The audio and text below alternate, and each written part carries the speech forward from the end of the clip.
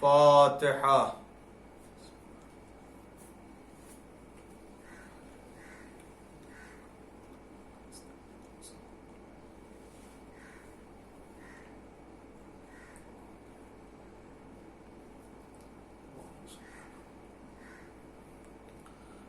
اعوذ باللہ السمیع العلیم من الشیطان اللعین الرجیم.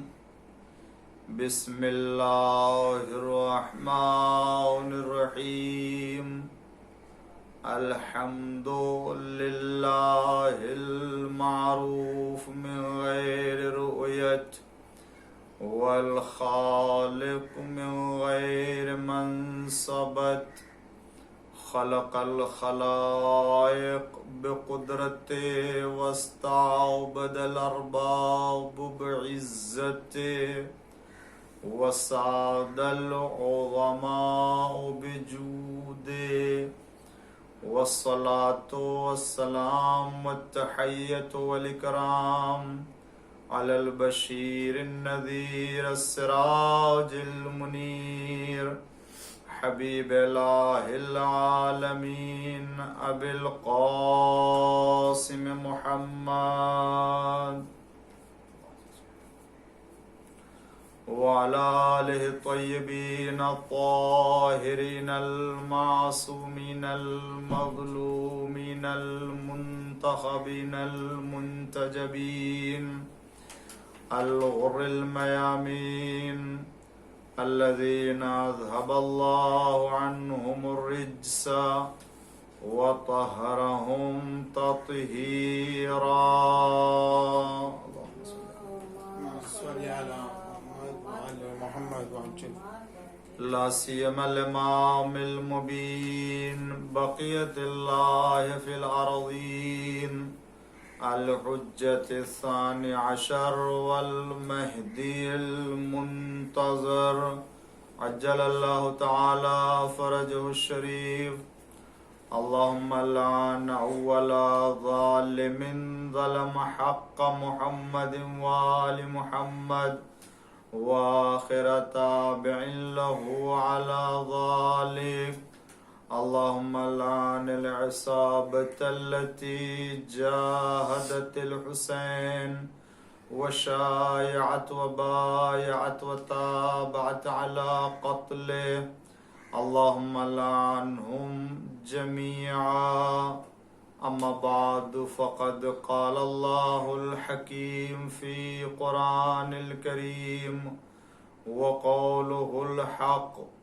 بسم اللہ الرحمن الرحیم. وجعلناهم أئمة يهدون بأمرنا وأوحينا إليهم فعل الخيرات وإقام الصلاة وإيتاء الزكاة وَكَانُوا لَنَا عَابِدِينَ. صلوات پڑھ دیجئے محمد وعلی محمد. اللہم صلی علی محمد وعلی محمد وعجل فرجہ. ناظرین اکرام، سامعین نظام، اللہ تعالیٰ کی بارگاہ میں دعا کرتا ہوں خداوند عالم ہم سب کی عزاداری کو اپنی بارگاہ میں شرف قبولیت عطا فرمائے اور اس عزائے حسین کو ہماری نسلوں میں اور ہماری ذریت میں قرار فرمائے اور ولی زمان ولی نعمت امام زمانہ عجل اللہ تعالی فرج الشریف کے ظہور میں تعجیل کرے تاکہ کربلا والوں کے خون ناحق کا بدلہ اور انتقام لے سکے اور دنیا میں خدا کے دین کو تمام ادیان کے اوپر غالب کرے اور عدل و انصاف کی بنیاد پر حکومت اسلامی قائم ہو سکے. اس دن کی آرزو میں ہم سب زندگی بسر کر رہے ہیں. پروردگار عالم اس دن کو جلدی ہمارے لیے نصیب کرے کہ اس سے بڑھ کر کے کوئی سعادت کا دن اور کوئی مسرت کا دن نہیں ہو سکتا. آیہ کریمہ کے ذیل میں نے صحیفہ سجادیہ اور انداز تربیت کے سلسلے میں آپ کے سامنے گفتگو پیش کی. پہلے مجلس میں اور آج بھی اسی آیہ کریمہ کو سرنامہ کلام قرار دیا۔ اللہ تعالیٰ ارشاد فرماتا ہے کہ ہم نے ان کو امام بنایا ہے کہ یہدون بامرنا، ہمارے امر سے ہدایت کرتے ہیں، وَأَوْحَيْنَا إِلَيْهِمْ فِعْلَ الْخَيْرَاتِ، ہم نے ان کی طرف وحی کی نیکیاں انجام دینے، نماز قائم کرنے، زکوٰۃ ادا کرنے کے لیے، وَكَانُوا لَنَا عَابِدِينَ، ہمارے عبادت گزار بندے۔ پروردگار عالم آیہ کریمہ میں مخصوص بندوں کا تذکرہ کرتا ہے،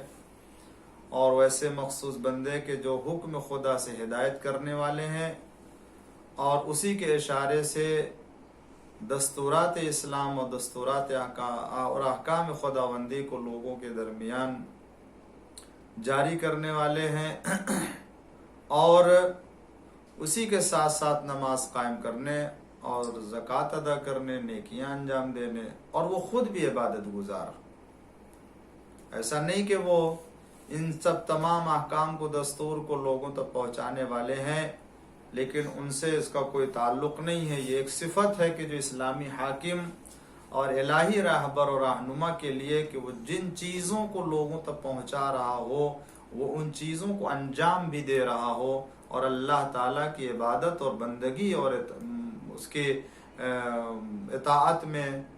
زندگی بسر کر رہا ہو۔ کوئی بھی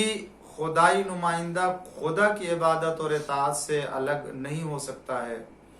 اور دیکھیں جو بھی ہمارے ائمہ معصومین علیہم السلام دنیا میں آئے اور آنے کے بعد انہوں نے ہدایت کا کام شروع کیا اور ہدایت کے کام کو انجام دے رہے تھے، اس میں جن چیزوں کا آپ نے حکم دیا ان میں تمام طریقے سے اور پورے جہد سے سب سے پہلے آپ خود اس کے اوپر عمل کرنے والے اور اطاعت اور بندگی میں سب سے آگے نظر آتے، چاہے وہ زہد کا معاملہ ہو، چاہے وہ عبادت کا مسئلہ ہو، چاہے شجاعت کا مسئلہ ہو، سخاوت کا مسئلہ ہو، چاہے وہ قناعت کا مسئلہ ہو، چاہے وہ غصے کو تحمل کرنے کا معاملہ ہو، صبر کا معاملہ ہو، ان تمام اخلاقیات میں بھی اور تمام عبادیات میں بھی، تمام ریاضیات میں بھی خداوند عالم کے مطیع و فرما بردار بندے رہے۔ اور آپ غور کریں اور دیکھیں کہ جس سلسلے کو میں نے آپ کے سامنے پیش کیا ہے، اسی پاک و پاکیزہ سلسلے اور اسی عبادت گزار بندوں میں سے ایک خدا کا نمائندہ امام زین العابدین علی ابن الحسین ابن علی ابن ابی طالب علیہ السلام کی شخصیت اور حیثیت ہے کہ آپ نے اپنے دور امامت میں جس انداز سے تربیت کا کام کیا ہے اور جس روش کے اعتبار سے لوگوں کے ذہنوں کو آپ نے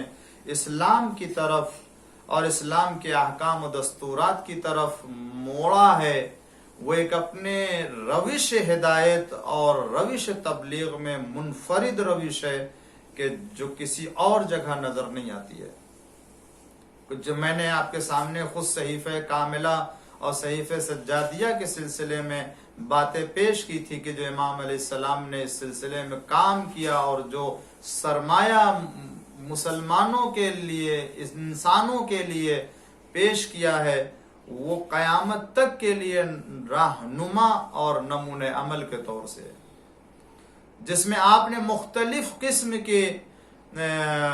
تربیت اور مختلف مناجات اور دعاؤں کے اوپر مشتمل اس کتاب کو حوالے کیا ہے تاکہ ضرورت کے وقت یہ انسان خداوند عالم سے رابطہ قائم کر کے اپنی ضرورتوں کو اللہ سے طلب کر سکے، کیونکہ ہر انسان نیاز مند ہے، ہر انسان ضرورت مند ہے۔ کمال یہ ہے کہ یہ ضرورت مند انسان، یہ نیاز مند انسان ہاتھ پھیلائے، مگر ہاتھ پھیلائے تو کس کے سامنے پھیلائے؟ دست سوال دراز کرے، لیکن دست سوال دراز کرے تو کس کی بارگاہ میں کرے؟ اور جب دست سوال دراز کرے اور مانگے تو اسے مانگنے کا انداز کیا ہونا چاہیے، اسے طلب کرنا چاہیے، طلب کرے تو کیا کہہ کے طلب کرے۔ یہی وہ حقائق ہیں، یہی وہ معارف ہیں کہ جن کو امام سجاد علیہ السلام نے صحیفہ کاملہ کی شکل میں ہر ضرورت مند انسان کو اپنے خدا سے مانگنے اور طلب کرنے کا سلیقہ سکھایا اور انداز بتایا کہ اگر تم اس شان سے خدا کی بارگاہ میں آؤ گے اور ان الفاظ کا سہارا لے کر کے خدا سے طلب کرو گے تو اللہ تمہاری تمام حاجتوں کو پورے کر دے گا۔ ایک صلوات پڑھ دیجئے محمد وآل محمد پر۔ اللہم صلی علی محمد وآل محمد۔ میں نے کل کی مجلس میں آپ کے سامنے صحیفہ کاملہ اور صحیفہ سجادیہ کے سلسلے میں مسلمانوں اور جو غیر مسلمانوں کا نظریہ اور ان کی نظر میں صحیفہ کاملہ کی اہمیت تھی اور جو انہوں نے اسے احساس کیا، اسے میں نے پیش کیا کہ کس طریقے سے چاہے وہ مسیحی دنیا سے تعلق رکھنے والا ہو فرد، چاہے وہ دیگر مذاہب سے تعلق رکھنے والا ہو، صحیفہ کاملہ کو کچھ شیعہ تعلیمات یا شیعہ اصول اور قواعد کی بنیاد پر نہیں دیکھا، بلکہ عالمی اور انسانی فطرت کی بنیاد پر اسے پرکھا اور دیکھا کہ اس کے اندر جو چیز بیان کی گئی ہے وہ انسان کی فطرت سے ہم آہنگ، وجود انسان کی گہرائی میں پائی جانے والی چیز ہے کہ جو انسان کے اندر کی آواز ہے جسے خداوند عالم کے سامنے پیش کرنا چاہیے۔ اسی لیے جب اس مسیحی نے پڑھا تو اس نے اپنے خدا کے بارے میں نظریہ تبدیل کر دیا، اللہ کے بارے میں اپنے فکر کو اور اپنے خیال کو بدل دیا، اس لیے کہ جو انداز صحیفہ کاملہ میں خدا کی وجود اور خدا کے صفات کے سلسلے میں اور جو خدا کے وجود کی گہرائی کے سلسلے میں بیان کی گئی ہیں وہ اور باتیں ہیں کہ جو دوسرے مذاہب میں اور دوسرے ادیان میں پائے جاتے ہیں۔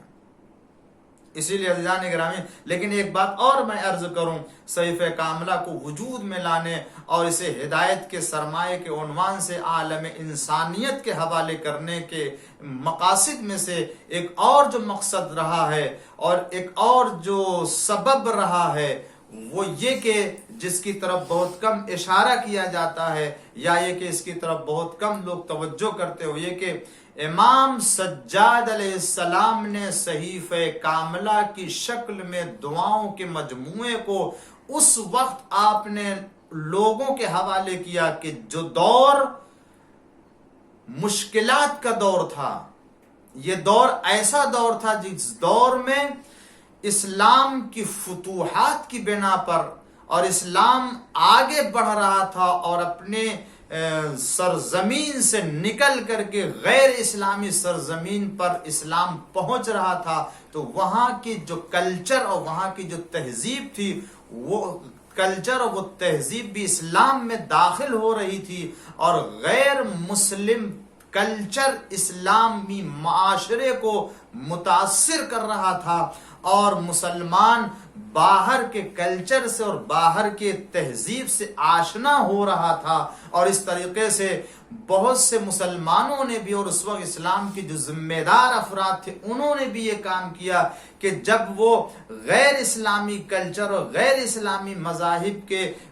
جو وہ تہذیب اور تمدن سے آشنا ہوئے تو انہوں نے ان کتابوں کو ترجمہ کر کے اسلام میں داخل کرنا شروع کیا، جس کی بنا پر تیزی سے غیر مسلم کلچر اسلامی معاشرے میں داخل ہو رہا تھا اور لوگ اس سے متاثر ہو رہے تھے اور اپنے اصل کلچر اور اسلامی تہذیب اور تمدن کو فراموش کر رہے تھے اور فکریں وہاں سے آ رہی تھیں، لوگ ان فکروں میں آلودہ ہو رہے تھے، خاص طور سے مصر سے، خاص طور سے یونان کا کلچر ان کی کتابوں سے عربی کتاب میں منتقل کر کے ادھر جو ہے وہ ٹرانسفر کیا جا رہا تھا اور مسلمان اس کی طرف متوجہ ہو رہا تھا۔ فلسفی پیدا ہو رہے تھے، دانشوران پیدا ہو رہے تھے اور وہ اس فلسفے کی طرف زیادہ توجہ کر رہے تھے، غرض کہ امام علیہ السلام نے جب اس کلچر کو یا کہہ لیجئے اس دور کو محسوس کیا کہ اگر اس کے اوپر ایسی روک نہیں لگائی جائے گی کہ جس کی بنا پر مسلمان وہاں کے آداب سے اور وہاں کے رسم و رواج سے جو وہ اپنے اندر پیدا کرنے سے باز آ جائیں، تو ایک دن وہ آئے گا کہ یہ مسلمان اپنے ہی کلچر کو بھول جائے گا اور دوسروں کے کلچر کو، دوسروں کے تہذیب و تمدن کو یاد کر کے اسی کے اوپر عمل کرے گا، اور اسلام کی تعلیمات کو پردے میں ڈال دیا جائے گا اور اسے پسے پش ڈال دیا جائے گا۔ اب امام کے سامنے وہ الہی راہبر ہے، وہ ہادی ہے، وہ اپنے وظیفے کو انجام دینا جانتا ہے، لہذا امام اب وہ کام تو نہیں کر سکتے ہیں، مگر حالات کا تقاضا نہیں ہے، حالات ایسے نہیں ہیں کہ آپ لوگوں کو اپنی طرف بلائیں، لوگ آپ کے پاس جمع ہوں، آپ خطبہ دیں، آپ اجتماع کریں، یا نماز جمعہ ہو آپ وہاں شریک ہو، اس لیے کہ آل محمد کو بالکل تاریخ سے الگ کر دیا گیا ہے، شیعوں کو دبا دیا گیا ہے، شیعوں کے اوپر مظالم ڈھائے گئے ہیں، ان کے جو وہ اصول اور ان کے اعتقادات کو بیان نہیں کیا جا رہا ہے۔ سیاسی اعتبار سے، اعتقادی اعتبار سے شیعوں کا یہ بہت ہی مصیبت کا دور رہا ہے کہ جہاں امام سجاد علیہ السلام زندگی بسر کر رہے ہیں۔ تو تبلیغ اور ہدایت کا کھلا کوئی ایسا پلیٹ فارم نہیں ہے کہ جہاں امام علیہ السلام اسلام کی تہذیب اور اسلام کے کلچر کو پیش کر سکیں اور ان لوگوں کو غیر اسلامی کلچر کی طرف جانے سے روک سکیں۔ تو امام علیہ السلام نے اپنے اس وظیفہ ہدایت کو، امام نے اپنے اس فریضے کو ادا کرنے کے لیے دعاؤں کا سہارا لیا، مناجات کا سہارا لیا، اور انہی دعاؤں میں، انہی مناجات میں، اسی راز و نیاز میں وہ ساری باتیں، وہ سارے احکام، وہ سارے دستور کے جو اسلامی کلچر اور اسلامی آداب و رسم و رواج کی شکل میں ہے، انہیں آپ نے صحیفہ کاملہ کی شکل میں پیش کر دیا، اس لیے کہ آج یہ لوگ ہماری طرف متوجہ نہیں ہیں، لیکن جب یہ اسلامی معارف کی شکل میں اور اسلامی حقائق کی شکل میں صحیح دستور اور صحیح کلچر کی شکل میں جب ان کے سامنے پہنچ جائے گا، تو یہ آج نہیں مگر کل آنے والی نسلیں جب اس کی طرف متوجہ ہوں گی، تب انہیں معلوم ہوگا کہ ہمارا کلچر اور ہماری تہذیب لوگوں کے کلچر سے اور غیر اسلامی تہذیب و تمدن سے مالا مال ہے۔ ہمیں اسلام کی تہذیب کو چھوڑ کر کے، اسلام کی تعلیمات کو چھوڑ کر کے کسی اور مذہب کے کلچر اور تعلیمات کی طرف جانے کی ضرورت نہیں ہے۔ یہی وجہ ہے کہ آج اس دور میں 1442 دور میں بھی اگر کوئی صحیفہ کاملہ کی تعلیمات اور صحیفہ کاملہ کے حقائق کی طرف متوجہ ہوتا ہے، تو وہ چاہے غیر اسلامی مذہب سے تعلق رکھتا ہو، چاہے غیر شیعہ مسلک سے تعلق رکھتا ہو، وہ آج بھی ان کے حقائق اور ان کی تہ میں پہنچ کر کے محسوس کرتا ہے کہ اگر کوئی فکر ہے اور اگر کوئی خیال ہے، اگر کوئی سوچ ہے کہ جس کے اوپر عمل کر کے انسان دین و دنیا کی سعادت حاصل کر سکتا ہے، تو وہ اسلامی کلچر ہے، اسلامی تعلیمات ہے، اس کے علاوہ کچھ نہیں ہے۔ ایک صلوات پڑھ دیجئے محمد و آل محمد۔ اللہم صلی علی محمد و آل محمد وعجل فرجہم۔ یہ وہ دور تھا جس دور میں امام محمد باقر علیہ السلام، امام جعفر صادق علیہ السلام کے دور میں بہت زیادہ کتابیں ترجمہ ہو کر کے اسلامی کلچر کو متاثر کر رہی تھیں